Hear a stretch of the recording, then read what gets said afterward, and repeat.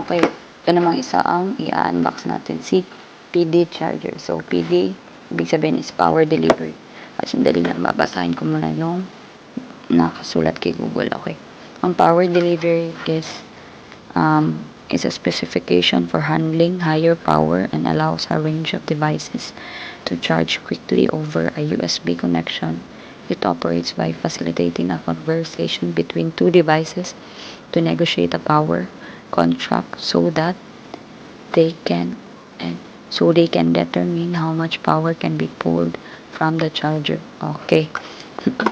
This one medyo high-tech na kasi parang may usapan si charger tsaka si device. So, they connect together once na-charge ka. Parang may mutual understanding sila. Parang ganun. Okay, pag na-charge ka, so, nag-a-adjust sila sa isa't isa. O, diba? How sweet. Okay. So, let's take a look sa box. So, ang box niya is medyo, ang packaging is medyo social na kaysa dun sa isa. Okay. So, parang paper, plastic pa rin siya. So, dito, may parang window siya. Ano nakikita? Kita mo na agad sa charger. Okay, pag-open mo. So, open na tayo. So, nakasulat dito is ang price niya. Okay. From the mall is same. Yan nakasulat. So, sa mall is 595 pesos. And then, kasulat sa baba is yung tatak na PD charger. Tsaka, half an hour is full na 50%. Charging speed is 2 times faster. Okay. Okay, mas mabilis na to pala kaysa compare dun sa isa natin binuksan kanina. Okay. So, ang output niya is 3 ampere. So, almost the same din sa isa pero, okay. Ang difference ng isa is nag-share nadi-divide si 3 amperes doon. Dito is solong-solo mo si 3 amperes. Okay. Sweet na sweet talaga itong charger na to. Okay. And then, 18 watts. So, higher power. And then, high quality. Wait, hindi ko na. Dali. Circuit protection system. Okay. At saka with ang cable length ng kasama nitong charger is 1,000 millimeters. So, high quality. Nakasulat sa baba. Okay. And then, other side, mga QR codes. Tsaka yung tatak pa rin. Then, parang sticker na yung parang nalalaman mo kung genuine talaga si Baben. Okay. And then, other side naman is tatak lang din na PD charger. Okay. Sa likod niya is makikita natin si adapter talaga, yung head ng charger mo mismo. Maganda tignan. Okay. So, okay, medyo mahaba yung nakasulat sa likod, kaya try nyo na lang pong i-pause yung video, tapos basahin nyo po, and then I will try din po na pagbasa. Okay. So, nakasulat po dito is Adapt High Quality Energy Management IC and PD Protocol. So, ano yun? Automatically identify the charging device and distribute the current intelligently. Safe, fast, and more durable. Charging without damaging the battery. Okay. Nice. Number 2 is support PD fast charging protocol iPhone and mainly part of Android fast charging protocol. And number 3 is aluminum sheet plus copper sheet cooling solution builds stronger cooling system, long service life, good thermal conductivity, and high heat dissipation efficiency. So, use pure copper. Number 4 po yun. Nickel-plated plug which owns a higher conductivity wear resistance enables it to be no deformed after the plug test and charging contact is still perfect like new. Number 5 is shell is integrated and made of VO grade fire resistance and falling resistance. Wow. Gusto ko see falling resistance. PC material. High temperature resistance and falling resistance make it more durable. Meets many national safety standards and sets multiple protection system to avoid safety issues like over voltage, over current, over temperature. Okay, then 7 is small body, however with high output, easy to carry, and also charge quickly for iPad Pro, iPhone 8, iPhone X, iPhone XS, 11, 11 Pro, 11 Pro Max. Okay, and then number 8, the last is Turbo Power Engine Intelligent identifies your device to deliver the fastest possible charge. Okay, ngayon nga, ito is medyo high-tech na according sa nakasulat. Okay. Pero actually na test ko na po to before natin in-unbox, so that I can share po yung experience ko like for 2 days na use ko nito. So sa harap is maganda talaga itong part na to. See, parang door or window, you can see it. Tada! Last.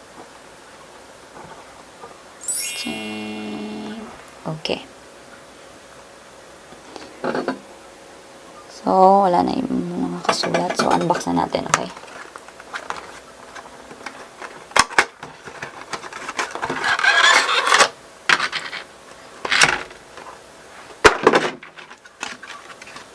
Okay, ito rin yung laman.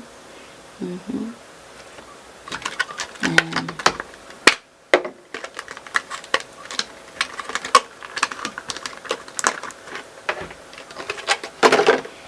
Okay. Medyo mas, ano to siya? Okay, 1000 mm ang length ng charger. Okay. Maganda siya kasi meron na siyang velcro. Para hindi na siya magbuhol-buhol. Okay. Okay, so, same with the first one pala. So, almost, same length sila. So, 1000 mm. Then, ito po is lightning cable Type C. Okay. Type C. So, nakasulat is PD fast. So, PD talagang mag-fast charge. So, test na natin. Wait, sorry po. Okay, ang nakalagay sa likod, sa top niya is yung bobin na tatak at saka si PD. Other side din. Ganun din. Bobin, tsaka dito.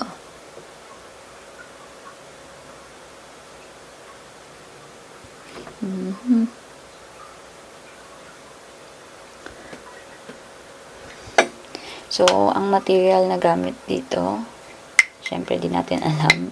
I think na-mention ko kanina. Pero, kung i-touch mo siya, compare dun sa isa, compared with this one, di naman siya nabibend, but it feels like mas hard at then durable tong isa. The sound is, tingnan nyo, this one, see, another one, see, hollow, parang hollow yung isa. Depende kasi yun sa material na ginamit. So, parang kanina nabasa ko na shock proof na to. So, pag nahulog mo, safe naman. Hindi naman siguro siya basta-basta mabibiyak. Kasi may experience ako before na parang ganito rin po yun. Pero hindi po ganito katigas yung shell niya, yung covering. Yun nga, na-drop ko and then nag-crack. Pero 100% working naman, pero for your safety nga, yun, Huwag nyo nang gamitin. So, test na natin to, okay? This one. Wow. Lightweight naman siya. Hindi naman siya bulky. Oops,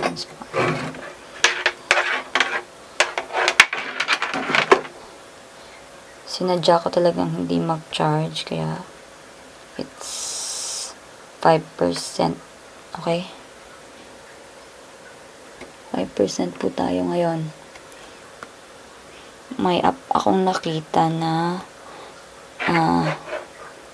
try natin kung matitest niya talaga yung charging capacity nito. So, ang phone ko po is iPhone. So, kailangan natin is for iOS charger. Ang kasama nito is di parehas ng isa na may option ka if iOS or Android. This one, kasama nyo is USB-C type na talaga. Tsaka for lightning cable talaga. Okay. We'll test for charging. Okay. Where's that? Okay. Charging naman siya. So, we'll test it. Like, go. Okay. Okay. Go.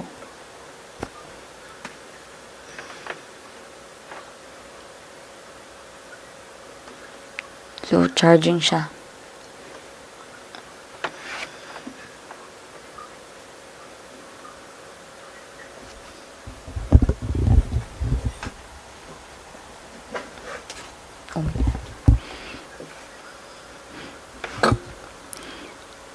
So, on the top portion ng nakita nyo sa phone ko, this side, may nakasulat na time, level, at saka speed. So, ang time niya is 43 seconds. Hindi pa mga around 40 seconds, additional na siya ng 1 bar. Kasi nakasulat sa level. Okay. Tapusin lang natin yung test. Like, about 1 minute. And 1 minute, and let's make it 2 minutes instead, okay?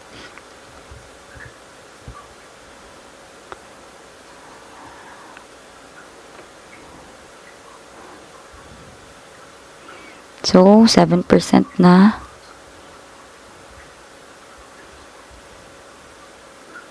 %7 na siya. Kaka-charge lang natin. Wait. Okay.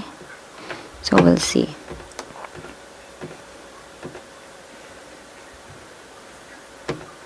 So, 8% na po ang battery. Wait.